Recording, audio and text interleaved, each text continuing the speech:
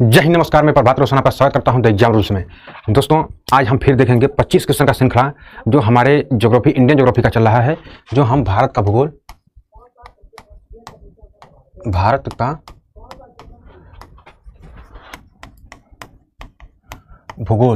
का जो क्विज हम लेकर चल रहे हैं। 25 क्वेश्चन की जो श्रृंखलाएं हैं, 25 में 25 लाना ही है हमें।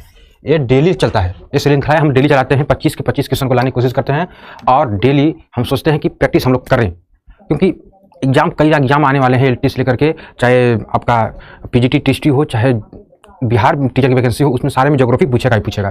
तो हम क्वेश्चन सॉल्व करना स्टार्ट करते हैं। तो कह रहा है कि काजीरंगा राष्ट्रीय उद्यान किस जानवर की रक्षा के लिए बनाया गया है? काजीरंगा राष्ट्रीय उद्यान किस जानवर की रक्षा करने के लिए बनाया गया है? तो हमारा ऑप्शन क्या है? हमारा ऑप्शन है बाघ, हाथी, गेंडा, हिरण। बाघ, हाथी, गेंडा या हिरण। तो हमारा ऑप्शन सही जो होगा वो हमारा है गेंडा। क्या सही है? गेंडा। गेंडा के लिए बनाया गया है, गेंडे के लिए बनाया गया है। एक काजीरंगा राष्ट्रीय उद्यान गेंडे के लिए बनाया गया है ताकि उसका बचाव किया जा सके। काजीरंगा राष्ट्रीय उद्यान जो है यह पूर्वोत्तर भारतीय राज्य में जो है असम, उसमें संरक्षित क्षेत्र बनाया गया है। ब्रह्मपुत्र नदी का जो क्षेत्र है यह उसमें फैला हुआ है, ठीक है। और इसमें जंगल, आर्द्र भूमि, घास के मैदान आदि चीज़ें और हाथी भारतीय एक सींग वाले जो गेंडे होते हैं उनको सबसे बड़ी आबादी है इसमें, ठीक है ना। गंगा नदी का जो डॉल्फिन पार्क है जो पानी में तर रहा है वो भी इसी के क्षेत्र में आता है, समझ रहे हैं। और नेक्स्ट क्वेश्चन क्या है? नेक्स्ट क्वेश्चन हमारा नेक्स्ट क्वेश्चन क्या है? कह रहा है कि जूट की आवश्यकता है। जूट वाली जो खेती है यह किस जलवायु में होती है, ठीक है। अब देखो, नम जलवायु बात कर रहा है और बहुत ज़्यादा बारिश वाली जलवायु बात कर रहा है और गर्म जलवायु बात कर रहा है। इसमें से कोई नहीं। तो इसमें कौन सा सही होगा? हमारा जो सही होगा ये नम जलवायु की बात कर रहा है। नम जलवायु में अच्छा से जूट की खेती की जाती है, या जूट की खेती करने के लिए नम जलवायु की आवश्यकता अधिक होती है। अगला क्वेश्चन हमारा है, अगला क्वेश्चन देखते हैं। नेक्स्ट क्वेश्चन कह रहा है कि राज्य जो जौ का उत्पादन बहुत आयत में करता है, वह राज्य कौन सा है जो जौ का सबसे ज़्यादा उत्पादन करता है? हमारा ऑप्शन है मध्य प्रदेश, पंजाब, उत्तर प्रदेश या पश्चिम बंगाल। तो मेरा इसमें कौन सा हो जाएगा? हमारा उत्तर प्रदेश। देखो 25 क्वेश्चन है, इसे 25 क्वेश्चन को जितने कम समय में कर लोगे उतनी ही अच्छी प्रैक्टिस मानी जाएगी, ठीक है। चलो, तो नेक्स्ट क्वेश्चन है, अगला क्वेश्चन हमारा कह रहा है कि चावल का उत्पादन अधिक होता है। कहाँ पे अधिक होता है भाई? कहाँ पे अधिक होता है? चावल का उत्पादन अधिक होता है। ऑप्शन है तमिलनाडु, पश्चिम बंगाल, आंध्र प्रदेश या पंजाब। कहाँ है? तमिलनाडु, पश्चिम बंगाल, आंध्र प्रदेश या पंजाब। इसमें से कौन सा हमारा सही होगा? तो सबसे ज़्यादा पश्चिम बंगाल में चावल की उत्पादन अधिक होता है, ठीक है ना। अगला क्वेश्चन नेक्स्ट क्वेश्चन देखते हैं। चाय में ज़्यादा उगाया जाता है। चाय किस राज्य में सबसे ज़्यादा उगाया जाता है? ऑप्शन है असम, केरल, गुजरात, कर्नाटक। तो हमारा इसमें कौन सही होगा? हमारा इसमें सही होगा असम। क्या सही होगा? असम में चाय अधिक उपजाया जाता है। नेक्स्ट क्वेश्चन है रबी का मौसम किस महीने का है? जो रबी का मौसम है वह किस महीने में आता है? जून से सितंबर, अक्टूबर से जनवरी, अप्रैल से जून या जनवरी से अप्रैल। तो हमारा क्या होगा? इसमें अक्टूबर से जनवरी का जो महीना होता है उसमें रबी की फसल उगाई जाती है। रबी की फसल किस महीने उगाई जाती है? अक्टूबर से जनवरी। अगला क्वेश्चन देखते हैं अगर हम, तो कह रहा है खरीफ का फसल। अगला क्वेश्चन खरीफ का फसल। इसके पहले कौन सा क्वेश्चन था? रबी का फसल। इसके बाद कौन सा क्वेश्चन है? खरीफ का फसल। किस मौसम में उगाया जाता है या किस महीने में उगाया जाता है? ऑप्शन है जून से सितंबर या अक्टूबर से जनवरी, अप्रैल से जून या जनवरी से अप्रैल। तो खरीफ का फसल किस मौसम में उगाया जाता है? या यही क्वेश्चन बदल देगा, क्या कहेगा? खरीफ का फसल किस महीने में उगाया जाता है? तो जून सितंबर या अक्टूबर जनवरी या अप्रैल जून या जनवरी अप्रैल। तो हमारा ऑप्शन होगा दोस्तों जून से सितंबर। क्या है? जून से सितंबर में खरीफ का फसल उगाया जाता है। अगला क्वेश्चन है भारत की मुख्य भूमि लक्षद्वीप, अंडमान और निकोबार द्वीप की कुल तटीय सीमा की लंबाई कितनी है? देखो, फिर से क्वेश्चन सुनो, ध्यान से, इत्मीनान से सुनो। आप वीडियो को पॉज करके स्टॉप करके फिर ऑप्शन देना। भारत की मुख्य भूमि और लक्षद्वीप, अंडमान और निकोबार द्वीप समूह की कुल तटीय लंबाई कितनी है? ध्यान से देखो, यह तटीय लंबाई की पूछ रहा है। क्या कह रहा है? यह तटीय लंबाई पूछ रहा है। तो कितना हो जाएगा? तटीय लंबाई कितना हो जाएगा? देखो 75, कितना हो जाएगा? 7516.6 किलोमीटर ये इसकी लंबाई हो जाएगी, ठीक है ना। अब नेक्स्ट क्वेश्चन देखो, नेक्स्ट क्वेश्चन क्या कह रहा है, कह रहा है कि निम्नलिखित में से कौन सा शहर कांच की चूड़ियों के लिए पूरे भारत में प्रसिद्ध है। कौन सा शहर कांच की चूड़ियों के लिए भारत में प्रसिद्ध है पूरे भारत में। श्री रामपुर, नैनी, मुंबई या फिरोजाबाद। श्री रामपुर, नैनी या फिरोजाबाद। श्री रामपुर, नैनी या फिरोजाबाद। निम्नलिखित में से कौन सा शहर कांच की चूड़ियों के लिए पूरे भारत में प्रसिद्ध है, पूरे भारत में प्रसिद्ध है। श्री रामपुर, नैनी, मुंबई या फिरोजाबाद। तो क्या है इसमें, फिरोजाबाद जो है कांच की चूड़ियों के लिए फेमस है। नेक्स्ट क्वेश्चन, भारत की सबसे लंबी सड़क कौन सी है। भारत की सबसे लंबी सड़क कौन सी है। ऑप्शन ए है Pathankot Jammu road, option B है ग्रेट दक्कन रोड या ग्रैंड ट्रंक रोड या महात्मा गांधी रोड। ठीक है, इसमें से कौन सा सही होगा, इसमें से कौन सही होगा। भारत की सबसे लंबी सड़क कौन सी है, भारत की सबसे लंबी सड़क कौन सी है। तो कौन सी है ये ग्रैंड ट्रंक रोड है। ग्रैंड ट्रंक रोड जो है भारत की सबसे लंबी सड़क के रूप में जानी जाती है। ग्रैंड ट्रंक रोड जो है एशिया की सबसे पुरानी और सबसे लंबी प्रमुख सड़कों में से एक मानी जाती है। एशिया की, याद रखना, यह एशिया की सबसे प्रमुख है, एशिया की, ठीक है ना। एशिया की और भारत की लंबी, सबसे लंबी सड़कों में यह मानी जाती है। भारत की सबसे लंबी सड़कों में यह मानी जाती है, पुरानी सड़कों मानी जाती है, ठीक है ना। अब देखो 2 से अधिक जो सदी है ये रोड पार कर चुका है। इसने दक्षिण एशिया का और मध्य एशिया को, दक्षिण एशिया को और मध्य एशिया को, दोनों को क्या है, जोड़ता है। यह भारत से, जो भारत है, जो चटगांव है भारत का, और बांग्लादेश, एशिया पश्चिम में जो बांग्लादेश है वहाँ से एक हावड़ा है जो जगह, और पश्चिम बंगाल में जो चलती है वो जो जगह है, इनको ऐड करने में इसकी महत्वपूर्ण भूमिका ग्रैंड ट्रंक रोड की है।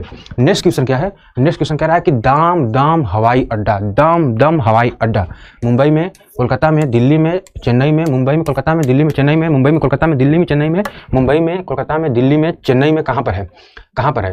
देखो जो पूछा है दम हवाई अड्डा, दम हवाई अड्डा जो है यह कोलकाता का एक हवाई अड्डा है, कोलकाता का हवाई अड्डा है। नेताजी सुभाष चंद्र बोस हवाई अड्डा इसका नाम है। अगर सही से इसका नाम जानोगे, नेताजी सुभाष चंद्र बोस अंतर्राष्ट्रीय हवाई अड्डा के नाम से इसे जानते हैं। इसको दम के भी नाम से जानते हैं क्योंकि कोलकाता पश्चिम बंगाल में, भारत में स्थित है। यह एक अंतर्राष्ट्रीय हवाई अड्डा है, यह एक अंतर्राष्ट्रीय हवाई अड्डा है, याद रखना, अंतर्राष्ट्रीय हवाई अड्डा है, अंतर्राष्ट्रीय हवाई अड्डा है, अंतर्राष्ट्रीय हवाई अड्डा है, ठीक है, हवाई अड्डा है, ठीक है ना। ये अंतर्राष्ट्रीय हवाई अड्डा है, अंतर्राष्ट्रीय हवाई अड्डा है जो कोलकाता की जो है महानगर की सेवा करता है। और उसके बाद ये वहाँ से उड़ान पूरे भारत में और कुछ अन्य देशों के लिए भी, इंटरनेशनल के लिए जो देश हैं अगल बगल के, उनके लिए भी यह माना जाता है। ये शहर के लगभग 17 किलोमीटर दूर है, जो शहर कोलकाता है उससे लगभग 17 किलोमीटर दूर है। कोलकाता शहर से यह लगभग 17 किलोमीटर की दूरी पर यह है, ये हवाई अड्डा स्थित है, ठीक है ना। अब नेक्स्ट क्वेश्चन देखते हैं। अगला क्वेश्चन कह रहा है गलत तरीके से मिलान की गई जोड़ों की पहचान करना है, ठीक है ना। अब देखो खनिज है दिया है और अयस्क दिया है, ये खनिज दिया है और ये अयस्क दिया है। लीड जो पायरोलाइट है उसमें मिलान कर रहा है, या एल्यूमिनियम बॉक्साइट है, आयरन हेमेटाइट है, या रजत अर्जेंटीना है। इसमें कौन सा सही होगा, इसमें सही बताओ, इसमें बताओ लीड पायरोलाइट जो है यह जोड़ी सबसे गलत है। अब देखो जो एल्युमिनियम है अब बॉक्साइट, इसका मिलान सही है, आयरन जो हेमेलाइट की सही है, और रजत तो है अर्जेंटीना की सही है। तो ये लीड जो है पायरोलाइट्स की सही नहीं मिलान करता है। अगला क्वेश्चन की अगर बात करते हैं, नेक्स्ट क्वेश्चन की बात करते हैं दोस्तों, वीडियो पॉज करके जवाब दो। निम्नलिखित में से कौन एक उष्णकटिबंधीय कठोर लकड़ी नहीं है। ऑप्शन है महोगनी, आबनूस, पाइन या टिक, या अबनुस या महोगनी। इसमें से कौन सा सही है, इसमें से जो सही है वो पाइन है। जो पाइन लकड़ी है ये उष्णकटिबंधीय कठोर लकड़ी में नहीं आती है। और ये जो अबून है, अबनूस जो है लकड़ी है, और महोगनी जो लकड़ी है, और टीक जो लकड़ी है, ये जो उष्णकटिबंधीय कठोर लकड़ियों में पाई जाती है। नेक्स्ट क्वेश्चन देखते हैं। कह रहा है भारत में वनों के अंतर्गत क्षेत्र आवश्यक प्रतिशत से काफ़ी नीचे है। आवश्यकता की जो प्रतिशत है वनों की कटाव या इसकी वजह से जो प्रॉब्लम्स आ रही हैं, गर्मी बढ़ रही है, पहाड़ें हैं बर्फ़ की, वो पिघलती जा रही हैं, समुद्र का स्तर बढ़ता जा रहा है, खारापन बढ़ता जा रहा है और लोगों के स्वास्थ्य पर भी सबसे भयानक प्रभाव पड़ता जा रहा है ये पेड़ काटने से लोगों को। लेकिन अभी समझ में नहीं आया कि क्या करना चाहिए हमें, क्या हमें पेड़ काटना चाहिए, लोगों को अभी ये भी समझ में नहीं आई है बात। तो इसमें क्या कह रहा है कि लंबी सूखी वर्तनी अवधि है, बड़ी आबादी के कारण खेती के तहत बड़ा क्षेत्र परिवर्तित हो गया, जो जंगल थे उसको काट करके खेत बना दिया गया, उपजाऊ जमीन बना दी गई ताकि हम उस पर खेती कर सकें। इसके लिए यह पठारी और पहाड़ी इलाकों के अंतर्गत यह क्षेत्र आता था, उसके लिए या बड़े पैमाने पर सूखाग्रस्त क्षेत्र हो गया था उसके लिए। तो ये किसके लिए हो गया था? अब देखो, सबसे बड़ी बात है कि जब जनसंख्या भारत की इतनी तेज़ी से बढ़ रही है तो लोगों को ज़मीन भी तो चाहिए, घर बनाने के लिए जगह भी तो चाहिए, और तो अब उनके लिए अब खेती भी तो चाहिए। मान लो कि 2 भाई हैं तो 2 भाई अलग हो रहे हैं, तो जो खेत होंगे या बगीचे होंगे उनको काट के पेड़ पौधे हटा देंगे, पेड़ पौधे हटा करके वहाँ पे खेती करने लगेंगे कुछ दिन बाद। ये तो हो रहा है। अभी तो गांव में चले जाओगे तो धीरे धीरे यही तो हो रहा है। ये ऑप्शन नंबर बी हमारा सबसे बेस्ट है, सबसे बेस्ट है। अगला क्वेश्चन कह रहा है निम्नलिखित में से कौन सा संयोजन मिट्टी के घटते कण या क्रम की व्यवस्था का प्रतिनिधित्व करता है? ऑप्शन हमारा है मिट्टी, बजरी, रेत और गाद, या बजरी, रेत, गाद और मिट्टी, रेत, बजरी, मिट्टी या गाद, गाद, रेत, बजरी और मिट्टी। इसमें से हमारा कौन सा सही होगा? इसमें से हमारा कौन सा सही होगा? निम्नलिखित में से कौन सा संयोजक मिट्टी के घटते क्रम की व्यवस्था का प्रतिनिधित्व करता है? तो हमारा हो जाएगा बजरी, रेत, गाद और मिट्टी। बजरी, रेत, गाद और मिट्टी। ऑप्शन नंबर बी हमारा सही हो जाएगा। ऑप्शन नंबर बी हमारा सही हो जाएगा। ऑप्शन नंबर बी हमारा सही हो जाएगा। नेक्स्ट क्वेश्चन देखते हैं। अगला क्वेश्चन देखते हैं। कह रहा है कि नीचे दिए गए विकल्पों में से सबसे युवा पर्वत कौन सा? अरावली, हिमालय, नीलगिरी, विंध्याचल। अरावली, हिमालय, नीलगिरी, विंध्याचल कौन सा है? निम्नलिखित में से नीचे दिए गए जो विकल्प हैं उसमें सबसे युवा पर्वत कौन सा है? हिमालय है, अरावली है, नीलगिरी है या विंध्याचल है? तो इसमें जो है, इसमें हमारा हिमालय जो है सबसे नवीन पर्वतों या युवा पर्वतों में आता है, सबसे नवीन या युवा पर्वतों में आता है। हिमालय ग्रह या हिमालय का सबसे छोटी पर्वत श्रृंखलाओं में से एक है। ठीक है, हिमालय की सबसे छोटी पर्वत श्रृंखलाओं में से यह एक है, जिसे हम हिमालय ग्रह भी कह सकते हैं। इसमें ज़्यादातर उत्थान जो है तलछटी और मेटाग्राफिक होता है। जो मेटाग्राफिक जो क्षेत्र है इसका, जो मेटाग्राफिक क्षेत्र है उसमें परिवर्तित होता है, धीरे धीरे चट्टान शामिल होती है। ठीक है, ये पश्चिम जो हमारा जो सिंधु वाली नदी है, जो ना यहाँ जो ये सिंधु वाली नदी है, ये वाला क्षेत्र का जो पश्चिम वाला क्षेत्र सिंधु का है, ये पूर्ववर्ती जो ब्रह्मपुत्र नदी की इसमें फैला हुआ है। सिंधु का जो पश्चिमी क्षेत्र है और जो है ब्रह्मपुत्र नदी है उसका जो तटीय क्षेत्र है पूर्व में, उन दोनों को मिला लोगे तो ये क्षेत्र में फैला हुआ है। नेक्स्ट क्वेश्चन क्या है? अगला क्वेश्चन क्या कह रहा है कि निम्नलिखित या फसलों में कौन सा संयोजक कृषक आधारित उद्योग के लिए कच्चा माल प्रदान करता है? कपास, जूट या तिलहन या दलहन, तंबाकू या जूट या ज्वार, कपास या गन्ना, रागी, मसाले या गन्ना। इसमें से कौन सा सही होगा? फसलों में निम्नलिखित में से कौन सा संयोजक कृषक या कृषि आधारित उद्योग के लिए कच्चा माल प्रदान करता है? हमारा है ऑप्शन ए कपास, जूट, तिलहन या दलहन, तंबाकू, जूट या फिर ज्वार, कपास, गन्ना या रागी, मसाले, गन्ना। हमारा सही जो होगा कपास, जूट, तिलहन। क्या सही होगा? कपास, जूट, तिलहन, यह हमारा ऑप्शन सही होगा। नेक्स्ट क्वेश्चन है अरावली पर्वतमाला इसका उदाहरण है? किसका? ज्वालामुखी का उदाहरण है, अवशिष्ट पर्वत का उदाहरण है, या फिर ब्लैक माउंटेन का उदाहरण है, या मुड़े हुए पहाड़ का उदाहरण है? किस चीज का उदाहरण? तो यह है अवशिष्ट पर्वत का। किसका? अवशिष्ट पर्वत का।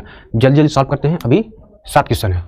वह देश जो भारत के साथ सबसे लंबी सीमा साझा करता है? चीन, बांग्लादेश, नेपाल, पाकिस्तान। तो क्या है? बांग्लादेश है। अगला क्वेश्चन क्या कह रहा है?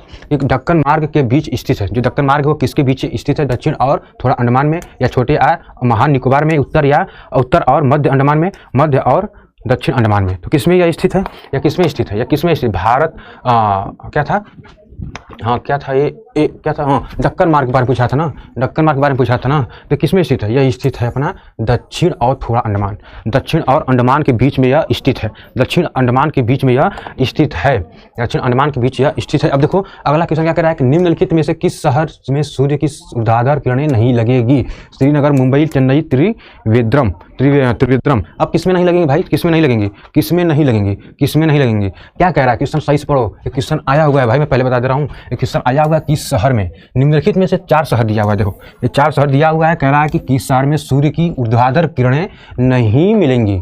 तो क्या है भाई, श्रीनगर तो ऊपर है, श्रीनगर तो ऊपर है, कैसे मिलेगा यहाँ भाई, यहाँ कैसे मिलेगा, यहाँ नहीं मिलेगा। तो ऑप्शन ए हमारा सही हो जाएगा। अब देखो जो श्रीनगर है भूमध्य रेखा से दूर है, इसकी वजह से वहाँ पे सूर्य की किरणें नहीं पड़ेंगी, इसलिए इससे सूर्य की किरणें नहीं पड़ेंगे ऊर्ध्वाधर होने की वजह से। वो पूछा था भाई साहब, तो क्या था, श्रीनगर था, क्या था, श्रीनगर। हमारा अगला क्वेश्चन क्या था, अगला क्वेश्चन क्या कह रहा था कि निम्नलिखित पर विचार करने के लिए भाई साहब कह रहा है, क्या कह रहा है कि निम्नलिखित पर विचार कर लो। कैसे कह रहा है, अरावली की उपस्थिति राजस्थान में रेगिस्तान के लिए जिम्मेदार है। क्या फिर कह रहा है, कारण दे रहा है कि अरावली की दिशा दक्षिण पश्चिम मानसून की अरब सागर शाखा की दिशा के समानांतर बहती है। ठीक है, समानांतर बहती है।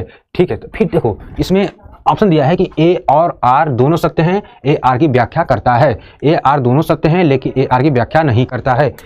फिर क्या कह रहा है कि ए सत्य है लेकिन आर गलत है, ए गलत है और आर सत्य है। तो हमारा सही कौन सा होगा, इसमें से बता दो भैया, कौन सा सही होगा, कौन सही होगा। फिर से क्वेश्चन देख लो, क्या कह रहा है कि निम्नलिखित पर विचार करना है। अरावली की उपस्थिति राजस्थान के रेगिस्तान के लिए जिम्मेदार है। अरावली की दिशा दक्षिण पश्चिम मानसून की अरब सागर जो है शाखा की जो दिशा है उसके समानांतर चलती है। तो ऑप्शन ए हमारा सही हो जाएगा। ए आर दोनों सही है और ए आर जो है एक ही व्याख्या करता है, आर जो है एक ही व्याख्या करता है, सही है। नेक्स्ट क्वेश्चन क्या कह रहा था हमारा, नेक्स्ट क्वेश्चन क्या कह रहा था, दुनिया का सबसे लंबी नदी, दुनिया का सबसे लंबी नदी, ये भी कई जगह आ चुका है। नील नदी है, ब्रह्मपुत्र है, या अमेजन है, या मिसिसिपी नदी है, या मिसिसिपी नदी है, कौन सही है। दुनिया की सबसे लंबी नदी कौन सी है, नील नदी, ब्रह्मपुत्र है, अमेजन है, या फिर मिसिसिपी है, कौन सी है, इसमें से कौन सी है। तो नील नदी दुनिया की सबसे लंबी नदी है। ठीक है ना। नेक्स्ट क्वेश्चन क्या कह रहा है कि निम्नलिखित में से कौन एक वृक्षारोपण फसल नहीं है, जूट, कॉफी, चाय या रबड़। जूट, कॉफी, चाय या रबड़, जूट, कॉफी, चाय या रबड़, जूट, कॉफी, चाय या रबड़। तो हमारा सही हो जाएगा जूट। क्या सही हो जाएगा, जूट। लास्ट क्वेश्चन है और कमेंट बॉक्स में बताइएगा क्या कितना आपका सही हुआ। 25 में 25 सही हुआ या 25 से नीचे भी आए हो। भारत में स्थित है दक्षिण पूर्व, भारत किस दिशा में स्थित है ये पूछ रहा है, तो दक्षिण पूर्व है, दक्षिण पूर्व एशिया में है या पश्चिम एशिया में या दक्षिण एशिया में या मध्य एशिया में है, कहाँ पर है, पश्चिम एशिया, दक्षिण एशिया, कहाँ पर है, किस जगह भारत स्थित है। भारत की स्थिति बता दो, भारत की स्थिति बता दो, दक्षिण पूर्व एशिया, पश्चिम एशिया, या फिर दक्षिण एशिया या मध्य एशिया, या मध्य एशिया। तो दक्षिण एशिया हमारा हो जाएगा। भारत जो है दक्षिण एशिया में पड़ता है, दक्षिण एशिया में पड़ता है, भारत जो है दक्षिण एशिया में पड़ता है, भारत जो है दक्षिण एशिया में पड़ता है, भारत जो है दक्षिण एशिया में पड़ता है। 25 क्वेश्चन में कितने क्वेश्चन सही किए हो कमेंट करके बता देना, चैनल सब्सक्राइब कर लेना। फिर मिलेंगे अगले सेशन में, तब तक के लिए अपना और अपने परिवार का ख्याल रखना।